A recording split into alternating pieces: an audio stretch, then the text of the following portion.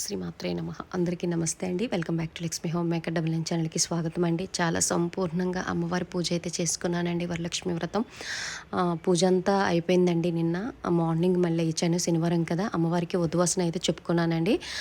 నా కాలకృత్యాలన్నీ తీర్చుకొని నిత్య దీపారాధన అంతా అయిపోయిన తర్వాత అమ్మ దగ్గరికి వచ్చి అమ్మకు కూడా మళ్ళీ పంచోపచారాలతో పూజ చేయాలి. దీపాలు వెలిగించుకోవాలి. ఆ తర్వాత అమ్మవారికి ధూపం, దీపం, నైవేద్యం, గంధం, పుష్పం అన్నీ ఒక పుష్పం కూడా సమర్పించి అమ్మవారికి పాలుంటే పాలు, పెరుగన్నం ఉంటే ఏదో ఒక నైవేద్యం అయితే అమ్మవారికి సమర్పించి తాంబూలం ఇక్కడ ఇచ్చాను అమ్మవారికి. అలాగే ఒక టెంకాయ కూడా సమర్పించి అమ్మవారికి ఉద్వాసం చెప్పేసి 3 సార్లు గణేష్ని కదపాలి. ఆ తర్వాత కలశాన్ని కూడా 3 సార్లు కదిపి పీఠాన్ని ముందుకు 3 సార్లు లాక్కొని మనం పటం పెడతాం కదా, పటం కూడా కదపాలి అనమాట. ఆ తర్వాత మామూలు హారతి ఇచ్చిన తర్వాత తెలిసి కానీ తెలియక కానీ ఏదైనా తప్పు ఉంటే క్షమించు తల్లి అని మనము చెప్పుకోవాలి అమ్మవారికి.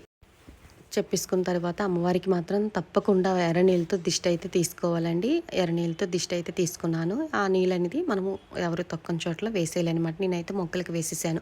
ఆ తర్వాత నిన్న మనం తోరణం కట్టుకుంటాం కదండి, ఆ తోరణం చక్కగా ఈ రోజే తీసేసుకొని పూజా ద్రవ్యాలతో మనము గంగలో కలిపేయాలన్నమాట. ఓకేనా. ఆ తర్వాత అమ్మవారికి మనము రూపు వేస్తాం కదండి, ఆ రూపు మనము మళ్ళీ మన మెడలో వేసుకోవాలన్నమాట.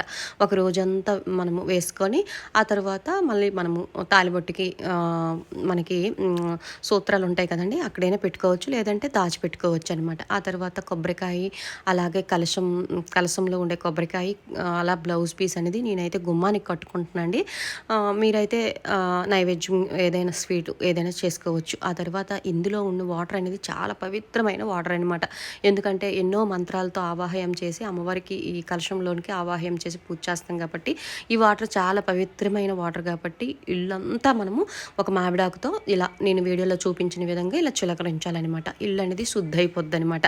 ఓకేనా. ఆ తర్వాత మొత్తం అన్ని గదులకి అన్నీ మనము పూజ మందిరము, ఆ తర్వాత వంటగది, బెడ్రూములు, ఆ తర్వాత ఇంటి బయట అంతా చిలకరించిన తర్వాత మనం మళ్ళీ వాటర్ అనేది తులసమ్మకి పోసేయాలన్నమాట. అందులో మనం కొన్ని కాయిన్స్, ఆ తర్వాత మంగళకరమైనవి వేస్తాం కదా, అవన్నీ మనము లాకర్లో పెట్టుకొని బీరువాళ్ళని పెట్టుకోవచ్చు, లేదంటే పూజా మందిరంలో పెట్టుకోవచ్చు. అమ్మవారి తాంబూలం మాత్రం మనమే ఉపయోగించాలి.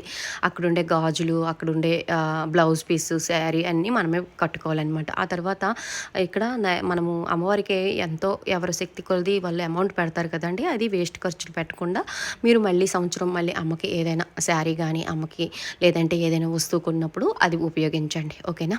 ఈ విధంగా అయితే నేను చేసుకుంటున్నాండి. ఇవ్వండి అమ్మవారికి నేను చీర చూపించాను. ఎలా ఉందనేది కింద కామెంట్ బాక్స్లో నాకు పోస్ట్ చేయండి. నాకైతే బాగా నచ్చింది. ఓకేనా. వీడియో నచ్చితే లైక్ చేసి